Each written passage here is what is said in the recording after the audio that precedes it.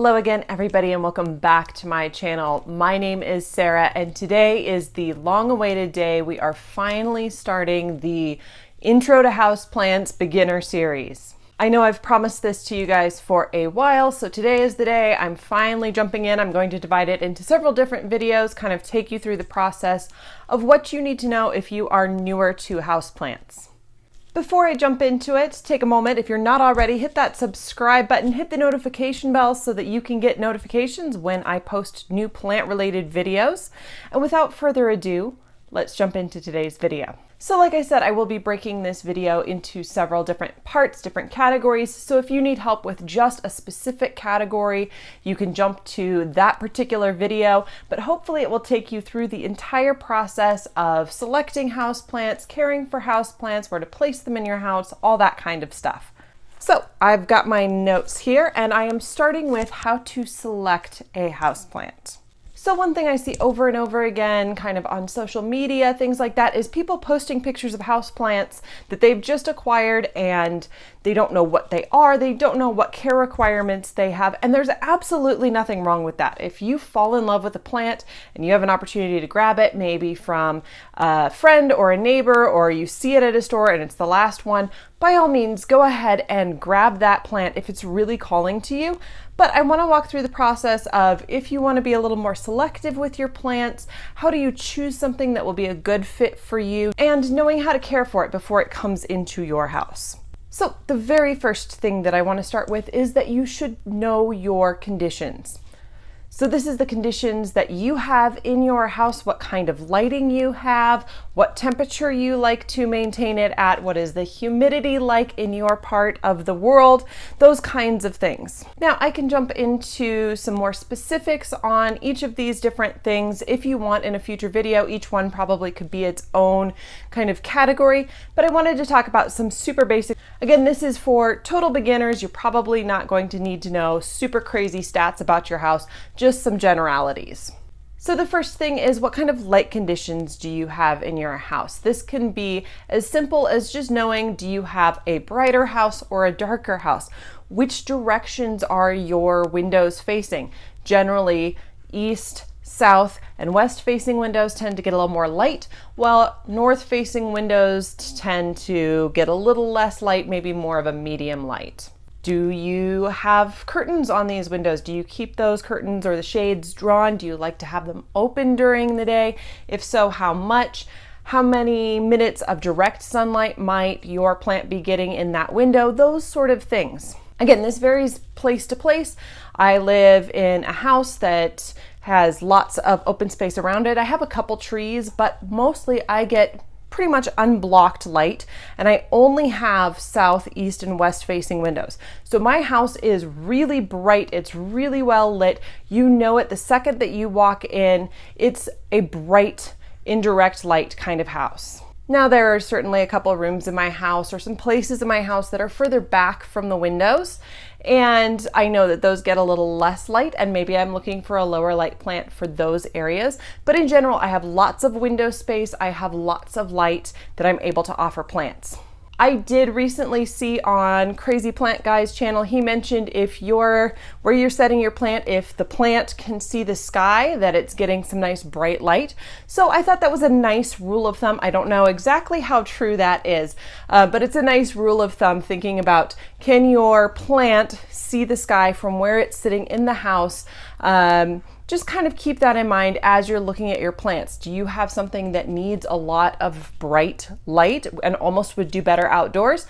Or do you have something that can thrive in a little bit lower light? The next condition that you should look at is kind of your general humidity. Now, I know an average household humidity is somewhere around 40%. That can go up and down based on where you live in the world. So I live in a desert climate, and the outside humidity at any given time is probably in the tens, maybe a little bit higher if it's actually raining outside, but not a lot. Conversely, I know some of you probably live in a warmer, more humid climate, and you probably know that. So your household humidity might be a little bit higher than that average of 40. You don't need to go out and get a monitor and check and see what your household humidity is. You can kind of take that 40% humidity and kind of make a guess one side or the other what your household humidity might be. Now, most plants aren't going to be too finicky about that particular household humidity, but it is something you'll want to consider if you're looking at a rarer or a more delicate plant, that you might need to take that humidity into consideration. The other thing to consider is your household temperature and what temperature you keep it at. Most houseplants will do well in a kind of a normal household range. But just keep that in mind if you or someone in your household likes to keep the house a little bit warmer or cooler, or there are areas of your house that aren't kind of as regulated, right? I know some people have rooms that aren't as well insulated, or the ductwork just doesn't work to that room. So those are just things to keep in mind about the household temperature as well. Also, if you're placing your plant in a window and you live in a climate that gets really, really cold in the wintertime, like I do, I live in Colorado, so my plants don't live in that windowsill during the wintertime. Again, just something to consider about kind of the temperature around your house. The next thing to think about all these things is how much are you willing to kind of modify or adjust those conditions of your house. You can get away with a lot if you are willing to add grow lights, if you're willing to add a humidifier. And if that's something that you want to do in order to keep a certain house plant, great. If you don't have the money or the willingness to put in that kind of a setup, that's again something you'll need to take into consideration and work within the parameters that you have within your own home. In addition to considering your household conditions, you want to take a moment and just consider yourself as well. What kind of habits do you already have regarding your lifestyle and regarding any plants you might already own? So these could be things like, are you a busy person? Do you travel a lot? Are you away a lot? Or do you like to go on vacation for long, extended periods of time? Those kinds of things will help you in selecting plants that maybe can put up with a little bit of neglect. Same thing with habits that you have for already existing houseplants. If you already have some plants in your home and you notice that you tend to over or underwater those, you either forget about them and you never pay attention to them, or you're constantly wanting to pay attention to them, you can pick plants that will kind of accommodate for your care style. It's just something to know about yourself before you go into the store and select a plant. It's worth me mentioning that even though you've determined these care conditions that you are able to provide, you may fall in love with a plant that is kind of outside of those care conditions. And again, that goes back to, are you willing to make adjustments to try to care for that particular plant? I just want to provide you guys with the information so that you're not running out and spending $100 on a plant that you fell in love with on Etsy or Instagram or whatever, and you bring it home and you realize you are not able to provide the conditions which that plant would actually prefer. Okay, so you've looked at your house, you've looked at yourself, you kind of have an idea of the care conditions that you can provide for that plant. So that brings me to my next point, considering whether you want to buy a plant in person or online. I will be the first person to admit the selection is much, much better online. You can find much rarer plants. You can find pretty much any plant your heart desires in whatever size that you want it, depending on if you're willing to pay for that size. But the selection is certainly much, much better online. That being said, there's some things to consider when you are looking to buy a plant online. Not all plants are going to be able to ship well. There's always a possibility that it could get stuck in shipment and be in the mail a little bit longer than you had planned. You need to take into consideration the weather, much more so than if you were even buying a plant and kind of driving it. I've driven plants, on an overnight trip and kind of taken them into the hotel room with me through the winter. But these plants that you're getting shipped, they definitely are going to be outside and exposed to either extreme heat or extreme cold. So thinking about some of those elements, you may actually be setting yourself up to not succeed with a certain plant if you are just beginning with houseplants and you don't have the skills, the knowledge quite yet to be able to look at a plant, diagnose it, recover it So for that reason, I would recommend, if possible, starting with plants that are available to you nearby in your area, whether that's from a nursery or from another plant collector in your area. You'll be setting yourself up starting with, for the most part, a generally much more healthy plant that hasn't gone through the stress of shipping. It's already a little bit hopefully acclimated to your area, depending on where you buy it from. So for those reasons, I think you're gonna give yourself a better chance if you buy a plant locally. That being said, not all plant sellers are created equal. Sometimes they do get shipped to a big box store or a grocery store. The care conditions leading up to selling that plant are not always the best for nurturing the plant. They're just getting the plant out there. They want it to look good for a week on the shelf, so you buy it and take it home. So just be aware that just because you're buying it locally does not guarantee that it is a healthy plant. But like I said, I think you're setting yourself up for success if it's not going through the stress of being shipped. So let's talk about what to look for if you are buying a plant in person, and then I will jump into if you really must buy a plant online or you really want something that you can only find online, what to look for and what to buy if you're buying that direction. So I have my little Mandula pothos. I thought this was a great example. Pothos are a wonderful plant that are available to most people locally. Pretty easy care, will put up with a lot of conditions in most beginners' homes. It shows up on a lot of beginners' plant lists. So I thought I'd use this as kind of my example plant for talking about what to look for in person. So the very first thing that you want to look for is that it is a healthy looking plant. So that'll mean that the leaves are nice and perky, that it looks like it's been watered pretty recently.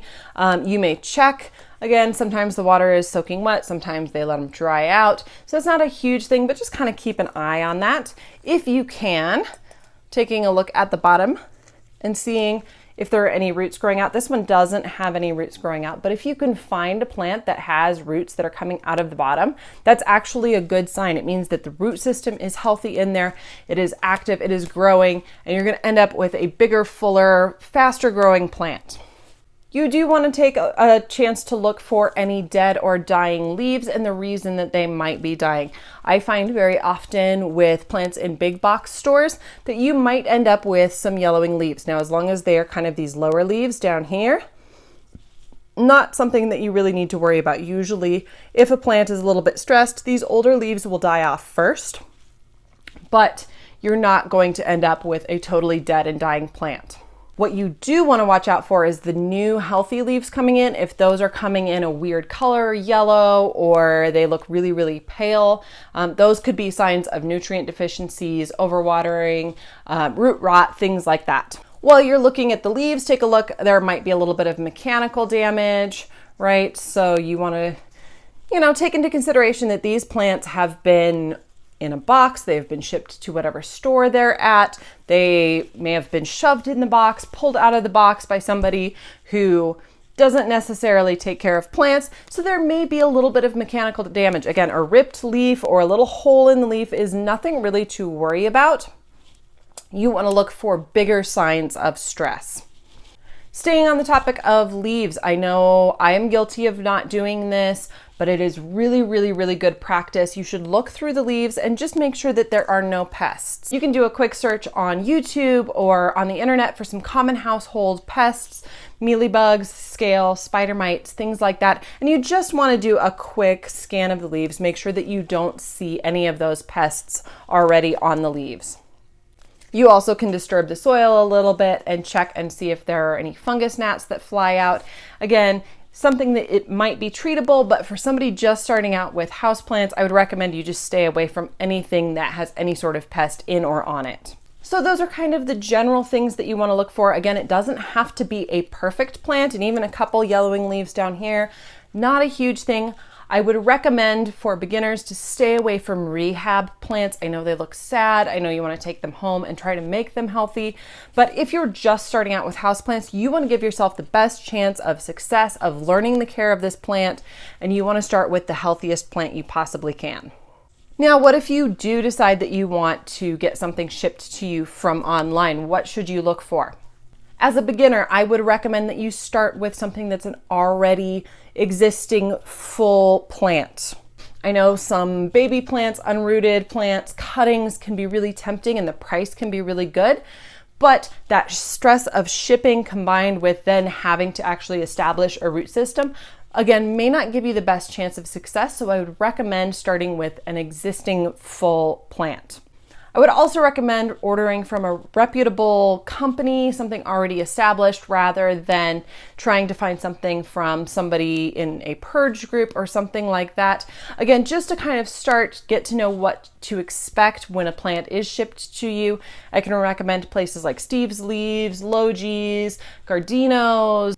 There are lots of great already established nurseries online that will send you a big, beautiful, healthy plant. And if it does arrive in rough shape, they will assist you in either recovering that plant or getting you a new one. If you do buy from an individual seller, I would recommend asking for pictures of the root system, up close of the leaves, things like that, just so that you can be as sure as you possibly can that you are getting a healthy plant. And again, setting yourself up for the best chance of success. All right, so you've bought your plant, you have it coming to you either in the mail or you're bringing it home. What should you do when you first bring it home? I would recommend placing your plant in some sort of a quarantined area away from other plants, especially if you have any sort of rarer or more delicate houseplants. Keep your new plant away from those. I am certainly guilty of bringing in a new plant and just shoving it right in with the rest of my plants. It's a little bit of a risky game there. Again, you may not have seen all the pests or diseases or things on there, so you don't want to put your other established plants at risk with your new plant. I also recommend giving it the best possible conditions you can in that quarantine. So maybe a little bit brighter light. Don't go sticking it straight in a window, but as bright indirect light as you possibly can. Check the water level in your plant as soon as you bring it home. Make sure if it needs more water, get it more water right away, especially if it's been in the mail, it probably will. Give it another look over for any pests that you might have missed if you bought it in store. And if you have it on hand, I highly recommend all my new plants that come in get sprayed down with neem oil first thing when they kind of come in. And so I spray them down, I let them dry off, and I place them in that kind of quarantined area for a couple of days. While your plant is in quarantine, do not touch it. Don't do anything to it. You can check to see the status of your plant, how well it's doing. You can check to see if it needs more water or if it's still sopping wet, those kinds of things, but do not repot it. Don't cut it beyond maybe cutting off some of the dead and dying leaves, but don't take a cutting of it. Just let it rest for the first couple of days in your home. Whether your plant has been shipped or whether you got it from a big box store or a nursery, it is adjusting to the new conditions in your house, and you don't want to stress it out further. So like I said, don't repot it if you're planning on repotting it, even if it desperately needs it, right? The only exception would be if your plant came bare root. Obviously, you're going to have to stick it in some water or stick it in some soil right away. But if your plant is already in a pot, leave it in the pot. Don't repot it for about a week. I also say don't take any cuttings of that plant right away. This is a common mistake I see with this plant right here, the Pink Princess Philodendron. It is very, very pricey, and people think, oh, I'm going to get this expensive plant, I'll bring it home and I'll chop it back and sell those cuttings and I'll pay for the plant. The problem with that is you don't know how stressed out your plant is. You're stressing it out more, and you risk losing the original pieces of the plant along with any of the cuttings that you take if you don't know any problems that are existing with it. So like I said, just leave your plant alone at least for a week. You can kind of reassess after a week how healthy and happy your plant is, or if it needs a little bit more rehab and recovery. So I think that sums up the first step of choosing a healthy plant and bringing it home, what to do that first kind of day or so that you have it in your house. If you have any additional questions that I did not answer in this video, feel free to leave a comment down in the comments below. I'll also make sure I link to some of my easy care houseplants so that you can check out some that I already recommend if you're just beginning with houseplants. Thank you so much for watching today's video. If you enjoy this kind of content, be sure to leave me a thumbs up to let me know that you want more videos like this. And be on the lookout for part 2 coming soon. I probably will either cover lighting for your plant or basic watering for your plant. I'm not sure yet, but it will be kind of along those same intro to houseplants, beginner line. So thanks again so much for watching, and I will see you guys with another video next week. Bye.